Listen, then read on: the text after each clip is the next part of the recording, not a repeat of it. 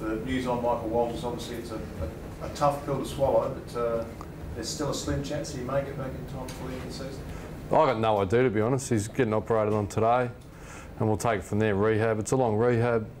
I've really got, at this stage, no idea. So, but it's not ideal. It's unlikely. No, he's. All I know is he got consulted yesterday, booked in today. Today's Thursday? Yeah, so he'll be operated on today. So. When you say it's a long rehab, how long? I don't know, I'd put him to sleep. So it's long. So Alex Savani was something like numerous months. So in all honesty, I think we put on the agenda. Let's all assume he probably won't play again this year, and if he does, it's a bonus. Ross, that probably clears it up a bit, yeah. First quarter's our first game, you're a bit concerned about the start. How do you feel Fremantle going first quarter Sunday? Well, I'll give you the facts. We're 2-2. We're about 50%. So we'd like to be better, but yeah, we're 2-2. So good team start well. We're going to be a good team. We need to start consistently well. So yeah, there's been some good stuff, not so good stuff, but yeah, in a perfect world, we'd like to do it more on a regular basis. Is there anything you can pinpoint there as far as warm-up? No, the opposition tend to be pretty good. They allow you. Yeah, but we look at those things. We certainly do. You know, like from the time we start training tends be on, give them some intense stuff early. We like to say we try and train how we play. So therefore, yeah, we have done a fair bit of that in the past, and it just highlights past results mean nothing. Last year, with the 2 or 3 best starting team. You know, Hawthorn, North, and us. So we know we're capable. We just need to get in the action and get it done. What's you notice anything different? I suppose you have a look at Sydney by now. Anything different about them this year? Why they sit 1 and 3? Oh, look, I'm not head coach Sydney. You'd have to ask John, really. I just think opposition's kicking a few more goals than them at the minute. But really, their indicators were they were well in the game last week. They, you know, there's some stats that typically would see them get the result. So we're certainly not underestimating them. We know 66 entries is a huge amount of entries, and typically they'd kick more goals. If they bring Tipper back in, they're a bit more dangerous. So we're under no illusions. There's no walkover here. It's incredibly difficult. Home ground. They're under a lot of media scrutiny. They'll be fired up, and we're expecting a massive challenge. And we're far from playing perfect football. You know, we've had some good performances and not so good. So we're still searching for that consistency of effort and performance that we're after. Just back on Walters, is it a case of now Crozier gets that chance to really step up into the role? And can you talk about the challenge? Well, I don't think it's just about Crozier. I think it's about all our small forwards. We've got Simpson, we've got Crozier, we've got Main coming back, being available. So, yeah, one falls over. But we've got a spread of goal kickers. You know, we're sort of ranking in the top 3 for spread of goal kickers. So, and that's why you try and have it. When you lose key personnel, you're not a slave to them in your game plan. So, yeah, it's about sharing the load, and at the end of the day, we've got plenty of young guys around that are looking for opportunities, and of which Hayden's one of them. You know. Just on that spread, do you have an ideal target there that like 10, 11, 12 per week? Well, enough. Yeah, the top 4 teams average on average 9 to 10 a week. So that's what you need. Yep.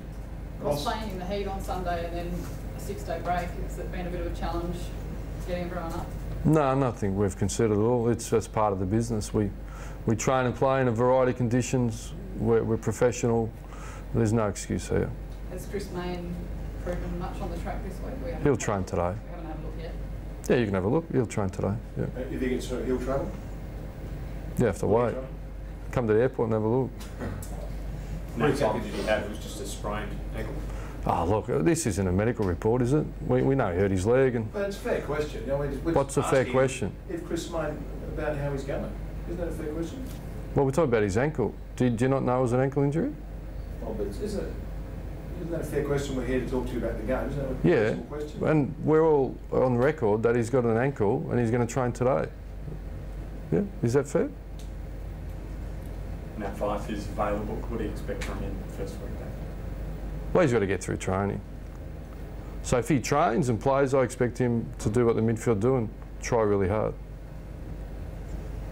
During the week, Pavlich spoke about how his back's a bit more free now and he can kick it a bit longer. Can you just talk about that weapon now of having him able to kick 55, 60 metres. Yeah, well, they were superb goals, weren't they? That's his absolute strength. He's built into some good form. Yeah, really pleasing. And just the forward line as a whole, your thoughts? Well, we've got a spread of goal kickers, so I wouldn't anyone. What Pav? He was our multiple goal kicker. I think we had 12 goal kickers. That's what we're going to need. Yeah. Nat Fife, Ross, obviously looking forward to getting back out there. Well, I haven't spoken to him in the last 2 weeks. Obviously, he was disappointed. He was suspended. He's had some slight hiccups with his body, as soon as they were doing the medical report. But if he gets through training, we should pick him. Ross, Really. You talked to the players about, after what happened to Nat Fife, about the bump and the way they used the bump? Well, I was on record, really, I use that term a bit, but you know, I do Channel 7, I was asked about it. The head's sacrosanct, so we all get that. We understand there's some grey areas. You choose to bump, you want to have a really good technique, because as soon as you hit them high, you're in trouble. So I saw the Maxwell, I was surprised, you know, the bump, then it becomes if you don't cause any damage. So I think there's still some grey area, so we would prefer it to not bump, to be honest. I think the bump's dead. Unless you hit it perfectly below the shoulders, you're going to be in a lot of trouble. So we're supportive. We all know what the rules there. We know the intent. We want all the Oz kids to play. You'd be happy for your son to play the game. It's a great game. We're trying to avoid significant injuries and concussions because it's a serious issue. So therefore, I'm really supportive of the changes. When you say the bump's dead, does part of you, as I guess an ex-footballer, regret that, or are you? No, I'd be happy for my son to play. I think the laws were that loose, it was quite brutal, it was quite dangerous. So I like the fact. And in the end, you play and adapt and do what you need to at the time. But in hindsight, it was a bit barbaric, really, wasn't it? Were there any incidents that stuck out for you during your playing days where you were scared for someone's safety or whatnot? Oh, I can't remember. There was some tough guys out there, yeah. Or personally for yourself? Oh, look, it's a distant memory, to be honest. I'm really focused on this week's game. You know, we've got a massive challenge. They're a very good team.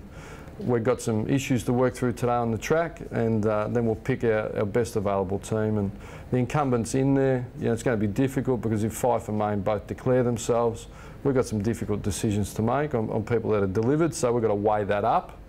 But it's a nice position to be in, as opposed to, it's, you know, as you Walters, it's a loss, but at the end of the day, I can't dwell on that. We've got to move on. So I'm really here not talking about those that aren't here. I'm focused on those that need to train and train well, and then we've got some difficult decisions to make. So you've mentioned Fife a couple of times in terms of getting through training and whatnot. Are there any concerning niggles that might make you think that he might not? Yeah, he's a bit sore.